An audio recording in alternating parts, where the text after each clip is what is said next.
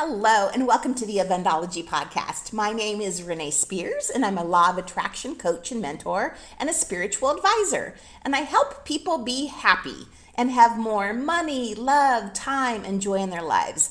I'm coming to you from a beautiful, clear sky downtown Portland, Oregon. And this is the weekly energy update for the week of November 29th, 2020.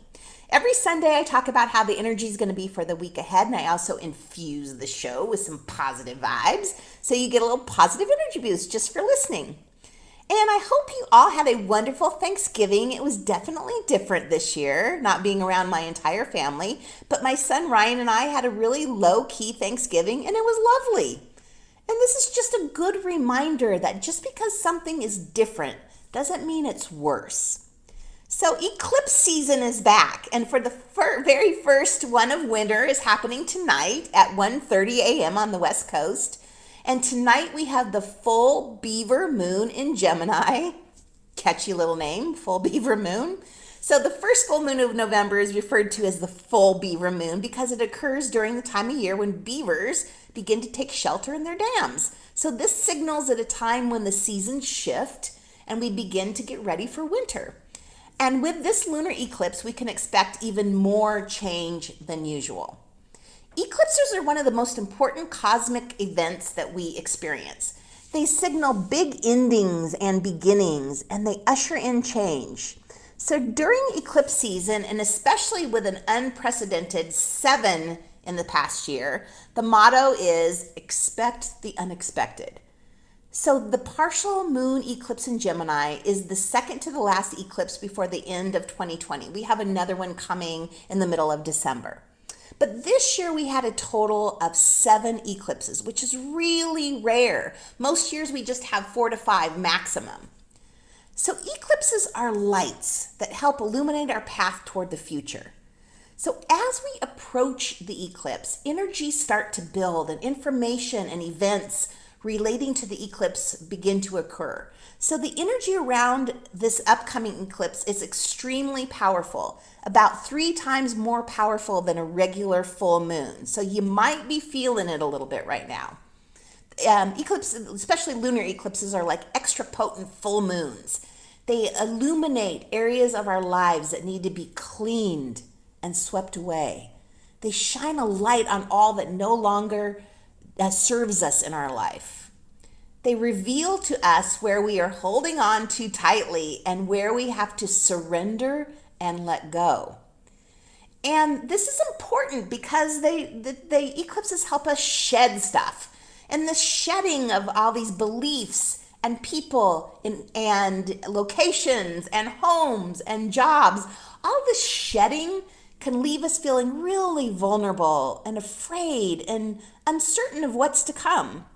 But this particular eclipse has super good energy, and it holds the promise of a brighter season coming. So we talked the last couple weeks about kind of being over the majority of the gunk of this year of 2020, and we're moving forward toward more positive things. That doesn't mean the road is going to be clear and no potholes along the way. There's other things that are coming, but everything is now leaning toward more of the positive. And eclipses are said to bring about fated or destined events. Events that are aligns for our highest growth in mind, for our highest good. So on a lunar eclipse, if something exits your life, trust that it was meant to be. Okay, so now fate is coming into the picture here. Fate, like it's time to leave that job. You may get fired, the company may close, the relationship may end. You may unexpectedly be moving when you didn't think that. Your car might break down and you get a new car. So there's a lot of stuff happening right now. But remember that all of the stuff that is happening is for your highest good. And of course, we know that when things end, it's painful and it's sad. So give yourself a little bit of time to grieve. We're not going to stay stuck there, but you got to feel the feels before we can start to move through them. So this eclipse falls in Gemini, which is a sign of the twins, and it's an air sign, and it rules our mind. And our mind has the power to paint the picture we choose to see. Our mind has the power to determine our reality. Our mind has the power to take events and attach stories to them. And it's the stories that trip us up more than the events ourselves. It's the stories that we tell ourselves that create the stress in our life. Just like Thanksgiving. Like, I have not seen my son Tice or my mom in over a year. Thanksgiving's kind of our holiday when the family all comes together and we cook a big meal and we celebrate. And so it could have been a little sad this Thanksgiving to just spend it with Ryan, just the two of us with a low-key meal. But it was wonderful in another way. After we ate, Ryan and I sat down for, about an hour and had a really deep, touching conversation that we would not have had if this was a regular Thanksgiving and there were dogs and people and food and cleaning and all of the chaos that kind of goes with Thanksgiving. So during this particular eclipse, the energy of Gemini is at an all-time high. We may be feeling really airy. We're going to change our mind a whole bunch this week.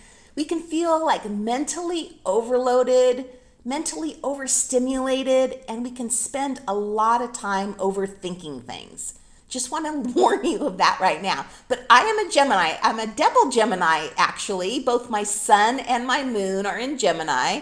So I have a lot of experience of dealing with stuff in your mind. And I attribute my happiness and my success in life to being able to control my mind and my thoughts. So understanding the law of attraction and how my thoughts become my reality and my life has really helped me. So my thoughts become my reality, which then becomes my life. Just the understanding of how important the thoughts are that we think. So you don't want to get stuck up in your head of overthinking. It can cause turmoil in your body, just stress you out, all of it. So I have created a little mental toolkit that helps me manage my thoughts. So these are some things that help me. So you are going to want to develop your own mental toolkit. Start to pay attention to what helps you relax and helps you relax in a healthy way. This is the time we don't want to go to drinking and drugging or any of that stuff. Let's create a healthy mental toolkit.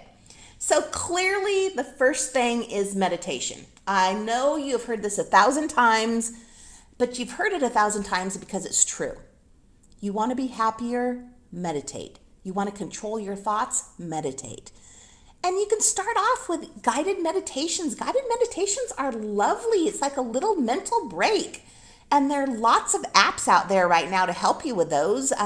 Insight is a good one that I use sometimes. Headspace is out there. Another thing that I do to help control my mind are reading and puzzles. They help focus my mind.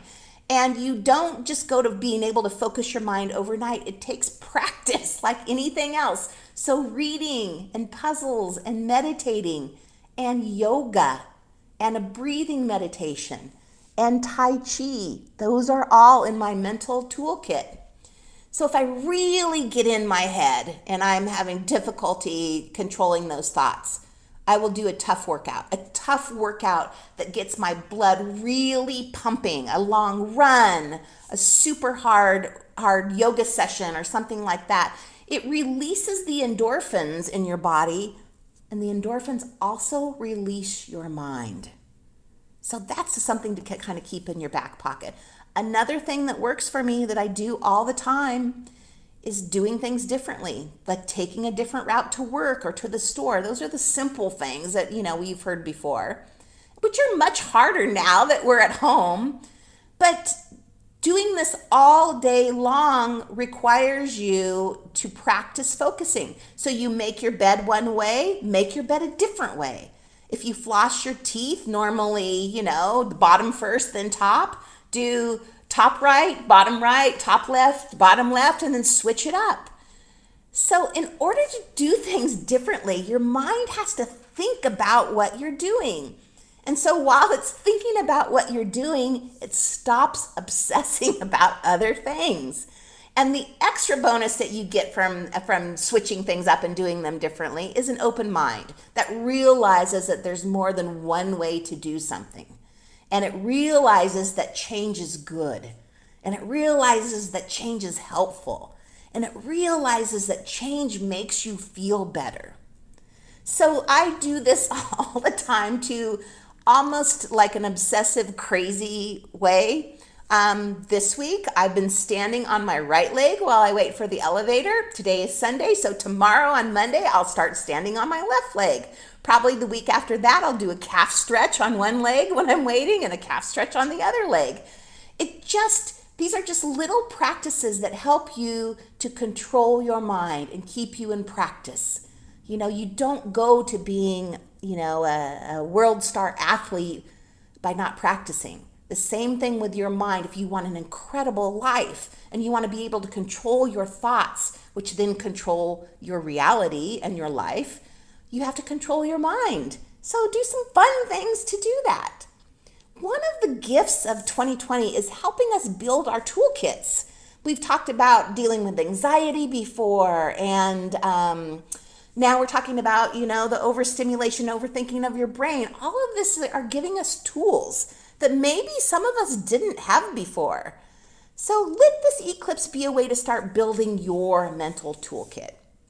And to remember that lunar eclipses always put us where we are meant to be. So if you feel like you have gotten off track this year, let this eclipse get you back on track.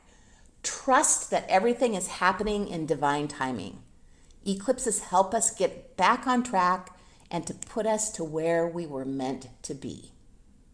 As always, thank you for listening. Enjoy the transformational energy this week.